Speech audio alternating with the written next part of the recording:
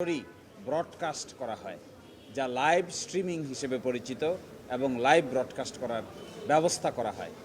এই মামলাটি রিট পিটিশনটি আজকে শুনানি হয়েছে।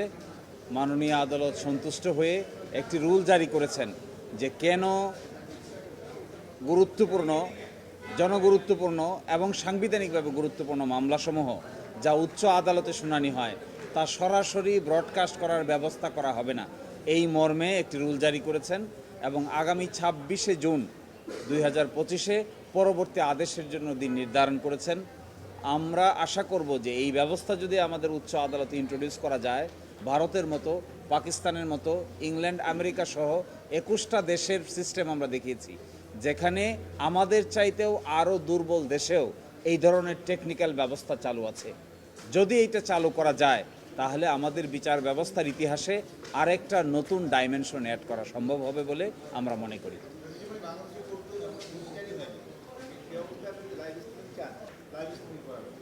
দেখেন, লাইভ স্ট্রিমিং যদি থাকতো তাহলে আইনজীবী বিচারক উভয়ই আরও সতর্ক হতো।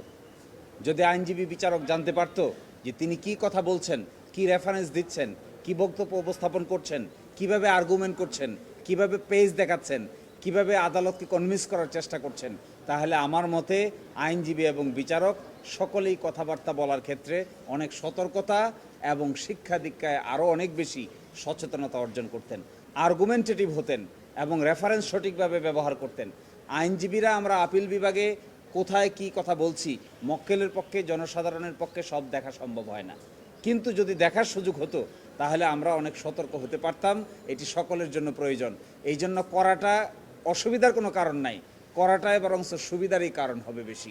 এই জন্য আমরা বলছি শুরুতে সব মামলা না, শুরুতে আমরা বলেছি জনগুরুত্বপূর্ণ মামলা আর সাংবিধানিকভাবে গুরুত্বপূর্ণ কেস। যেমন ধরেন আপনার ত্রয়োদশ সংশোধনীর কেয়ারটেকার মামলার রিভিউ শুনানির জন্য আসতেছে। এই ত্রয়োদশ সংশোধনীর মামলা আপডেট বাংলাদেশের সকল নাগরিকেরই জানার অধিকার আছে, কিন্তু কোর্টের ভিতরে কি হচ্ছে তা বাস্তবে দেখার কোনো সুযোগ কারো পক্ষে নাই। কোন আইনজীবী কি আর্গুমেন্ট করছেন, তার জবাবে কোন বিচারক কি জবাব দিচ্ছেন। ইন্ডিয়ান সুপ্রিম কোর্টেরটা আমরা গুরুত্বপূর্ণ মামলা দেখতে পাই, আমরা দেখতে পাই ইংল্যান্ড, আমেরিকা, আইসিসি সহ গুরুত্বপূর্ণ কেসে, কিন্তু আমাদের সুপ্রিম কোর্ট দেখতে পাই না কেন? আমরা পাবলিক করতে চাই না কেন? এটা পাবলিক করলে অসুবিধা কোথায়? কোয়ালিটি এনশিওর হবে, সকলেই ট্রান্সপারেন্ট হবে, সকলেই জবাবদিহিতার মধ্যে আসবে। এটা হওয়া উচিত এবং আমার বিবেচনায় হলে সকলেরই সতর্কতা বাড়বে, কারোই অসুবিধা হবে না। উকিল, আমাদের আইনজীবীদের মধ্যে যদি কোয়ালিটি বাড়ে আর কারো যদি ওকালতি বন্ধ হয়ে যায়, সেই ওকালতি বন্ধ হওয়ার বয়ে সেও কোয়ালিটি বাড়ানোর চেষ্টা করবে।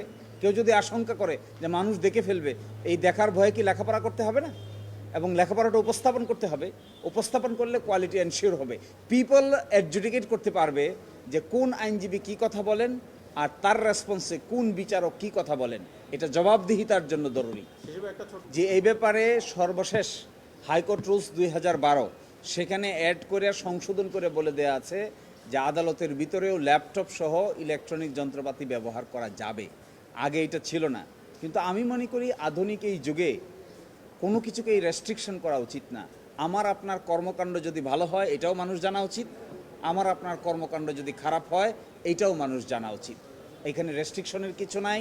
এই জমানায় যেখানে এখান থেকে বসে আমেরিকান সুপ্রিম কোর্টের প্রেমিসেস আমরা দেখতে পাই, গুগল ব্যবহার করে আমরা ওই সমস্ত জায়গায় যেতে পারি, সেই জায়গায় আমরা এখন আদালতে ঢুকতে দিতে চাই না, ছবি নিতে দিতে চাই না। আমি মনে করি এগুলো এখনও সেকেলে ধারণা, আধুনিক ধারণা নয়।